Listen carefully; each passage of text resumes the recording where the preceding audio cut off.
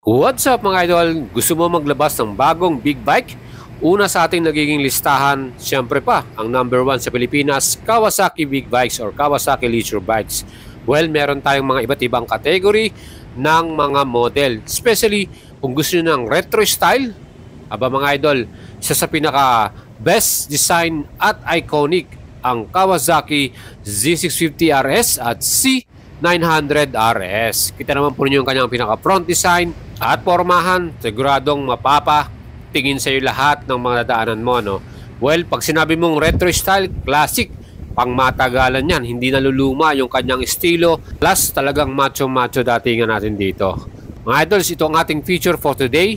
Siyempre, kung kayo po may balak maglabas ng ganitong klaseng big bike, meron tayong C650 RS at C900 RS with very special promo. Kaya mga idol, habol na kayo. Limited units na lang po natitira. At kung gusto nyo malaman lahat ng detalye ng mga model na to, aba samahan niyo ako at isa-isayin natin lahat yan. At kung bago kayo sa ating YouTube channel, Boyet Chalabaria, please don't forget to subscribe. At syempre pa, kung gusto mo masubukan ng alagang Boyet, tara, mag-PM na kayo sa ating Facebook page. At syempre, tutulungan natin kayo at i-repair natin kayo at i-assist. What's up mga idol? Good day sa inyo. And today, ang ating feature, two of the best model ng Kawasaki Big Bikes, ang Z650 RS and Z650 C900 RS.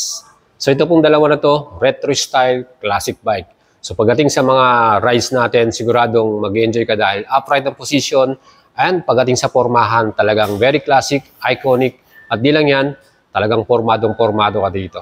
And mga idols, alam nyo ba na ako, mahilig ako sa mga ganitong klaseng design. At syempre, sukatin natin ang seat height ng C900 RS. Meron tong total na 835mm. Ako, may height ako na 5'6". Tingkayad po ako dito, step 2 tayo. C650 RS naman, nagamit natin to all the way from Pangasinan to Manila. Seat height naman ito, 800mm. Ito, saktong-sakto sa atin. Medyo konting tiptoe pero manageable at kayang-kaya nating i-handle ang bagong C650 RS na to. Mga idols, tingnan natin lahat ng mga specs and features ng mga model na to. And let's dive in sa kanyang mga detalye, no? Ano ba yung mga benefits na makukuha mo pag ito ang binili mong bagong big bike? At syempre, kung beginner ka, perfect ang Z650 RS. Expressway legal. Well, ang C900 RS naman, kung gusto nyo ng inline 4, mas magandang exhaust sound at syempre, mas malakas na makina. At kung titignan natin yung mga design ng kanyang pinaka-taillight, round din yung kanyang pinaka-headlight din natin at syempre LED lahat din yan. Para sa ating fuel capacity ng C900 RS, ang laki ng kanyang tangke mga idol sa 17 liters ang kasya dito. Meaning mga idols, kahit long rides yung puntahan natin, aabot tayo, no? Dahil mas mababawasan yung ating pagdaan sa mga gas station. Para naman sa ating C650 RS, meron tong fuel capacity na 12 liters. Again, ang mga mileage nito ay ating ding titignan at susukatin. At sa ating last ride sa C650 RS, nag-average tayo ng 22 to 23 km per liter. Para naman sa C900 RS, yan naman po ay may average na 18 to 20 km per liter. Asahan na natin dahil 4-cylinder yan ay mas malakas sa gas consumption. And isa sa pinaka-nagustuhan ko sa model na to mga idol yung kanyang upuan. Even kahit meron tayong passenger, dahil hindi masyadong malapad yung likuran, ay nag-enjoy din ng ating OVR mga idols. Yun po ang the best sa mga model na to. Plus sa ating mga rider, dahil upright yung riding position nito, yung ating handlebar, hindi rin po kayo mapapagod kagad. Kumbaga, gaya ko na bumiyahe from Pangasinan to Manila, no? Or Rizal pa tayo dumiretso, hindi tayo masyadong napagod at nag-enjoy pa tayo, dahil din sa kanyang riding position yan mga idols. Nakakatulong po yan. At syempre, para sa ating engine type, meron tong 649cc, parallel twin, 8 valves, double overhead camshaft, liquid cool, 6-speed at equipped ng sleeper clutch. May max power na 67.3 HP at max torque o yung arangkada 65.8 Newton meters. Ang ganda ng performance ito. 0 to 100 km per hour acceleration, 4.5 seconds at top speed ito 193 km per hour. Ganun kaganda ang ating C650 RS mga idol Siyempre sa atin namang Z900 RS, meron tong total displacement 948cc, inline 4, 16 valves, liquid cool, 6-speed with sleeper clutch din ito mga idol At siyempre, dahil 4-cylinder to, malakas ang kanyang max power, 108.8 HP, at ang kanyang tarangkada naman 95 Newton meters. Aba mga idols, lakas niyan with 0 to 100 km per hour acceleration, 3.5 seconds. At top speed naman ito ay 235 km per hour. Mga idol, siyempre, mas malaking makina, 4-cylinder, asahan na natin na mas mabilis at siyempre mas magiging enjoy tayo sa ating rides. Pagdating naman sa kanyang chassis, conventional telescopic perks, ang harapan ng suspension ng C650 RS. O di ba mga idol, ang ganda kaya ng kanyang laruan ano. Plus ang kanyang namang likuran, horizontal backlink type, monoshock yan, bias swing arm, at adjustable pa yan mga idol. Ang kagandaan niya sa ating horizontal backlink, mas stable at mas maganda yung bounce niya, ano mga idol.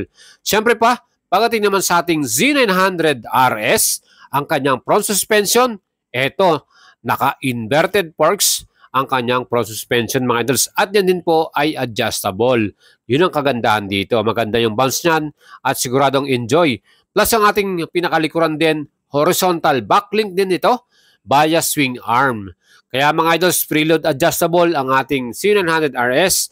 At ang kagandahan din dyan, talagang swabe ang laruan at bounce niyan. Stopping power naman ng model na to, dual 300mm disc, ang front brake, 4-piston Nissan caliper, at equipped ng anti-lock braking system. Napaka-solid ng ating stopping ability para dito. Sa likuran naman, 220mm disc, 1-piston Nissan caliper at ABS equipped din ito. Plus, ang C900 RS ay meron ding traction control. Kaya safety, napaka-solid ano. Ang C650 RS naman, meron din itong dual 300mm disc, 4-piston with ABS. At hindi lang yan, ito rin po may equipped ng anti-lock braking system. Kaya mga idol, ang dalawang model na to, pagdating sa stopping ability, ay napakaganda, no? Well, sa rear brake naman ng C650 RS, yan din po ay single disc with ABS, pero wala tong traction control. At ang ating sukat ng gulong sa ating front, 120/70 by 17 inch, yan ay tubeless, at meron tong alloy cast na multi-spoke ang kanyang design. Ang ginamit na tire dito ay Dunlop tire mga idol. Quality yan. Well, para naman sa rear tire, ang sukat 180/55 by 17 inch, same na Dunlop tire, tubeless din. At yan po ay para sa ating C900 RS. At masasabi natin na talagang premium at quality yung mga parts na nilagay nila dyan. Moving on, punta naman natin ang C650 RS. Ito naman mga idol, ang ginamit din itong wheels ay alloy cast wheel. Ang front tire size nito 120/70 by 17 inch. Same lang sila sa ating C900 RS. Same din na Dunlop tire ang ginamit. At para sa sukat sa rear tire, 160/60 by 17 inch. Tubeless din ito. Same na Dunlop tire mga idol. Ayan po yung ating mga wheels and tires natin para sa model na to. Aba mga idol, quality di ba? Anong masasabi nyo dyan? Mag-leave kayo ng comment sa ating video. Ang wheelbase ng ating C900 RS is 1,490mm. Ground clearance 130mm. At ang kanyang total weight naman 214 kilograms. Aba mga idol, sa kanyang category, okay na po yan. Ang top features po ng C900 RS, equip ito ng sleeper clutch, dual channel ABS, at traction control system. And for me, enough na yan dahil ito naman po ay retro or classic style. Ano. Kita naman yung kanyang upuan, napakaganda ng design. Leather yung ginamit nilang pinaka-seat cover, may height yan ng 835mm. Ang fuel capacity nito ay 17 liters at ang mileage naman nag-average ng 18 to 20 km per liter. Siyempre pa dahil 4-cylinder ito, asahan na natin yung ganyang mileage niya. No? Para naman sa ating C650 RS mga idol, ito naman may wheelbase na sukat 1,405mm. Mas maliit siyang tignan kaysa sa ating C900 RS. Ground clearance 125mm naman. At para naman po sa ating total weight, ito mas lightweight to mga idol sa 187 kilograms. Actually, middleweight category na to, 650cc. Sa mga model na ating na-try, magaan din po ang C650 RS.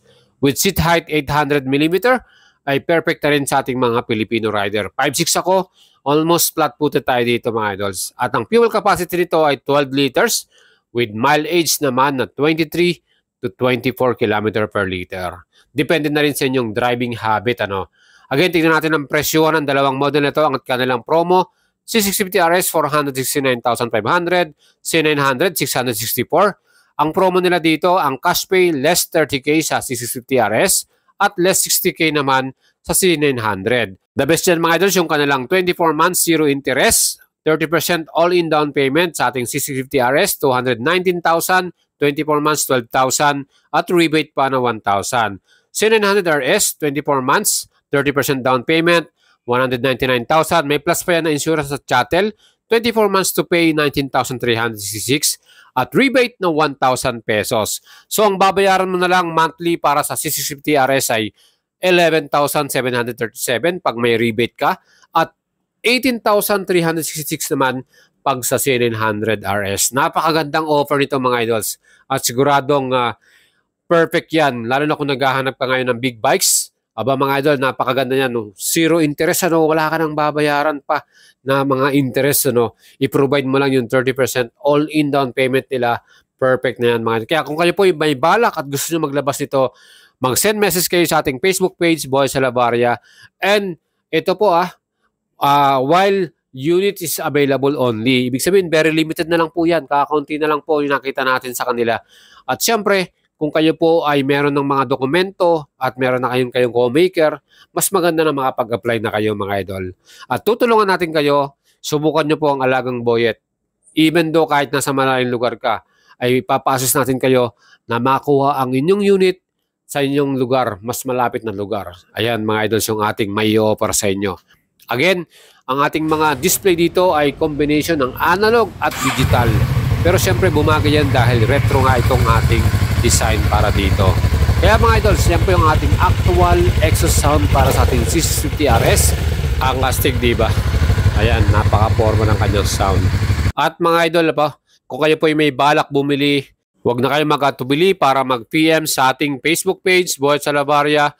Again, tayo po, yan po yung advocacy natin, makatulong sa ating mga subscriber, mga follower. At alam ko, even though marami po nagme-message sa atin at alam ko naman na siyempre busy rin tayo, try po natin ang best natin na masagot natin kayo at matulungan mga idol. Yan po ay free. Wala po tayong hinihinging any payment or agent fee. Hindi po natin ginagawa yan. Kaya mga idol, ano pang hinihintay ninyo? Alagang boyet, subukan nyo na yan.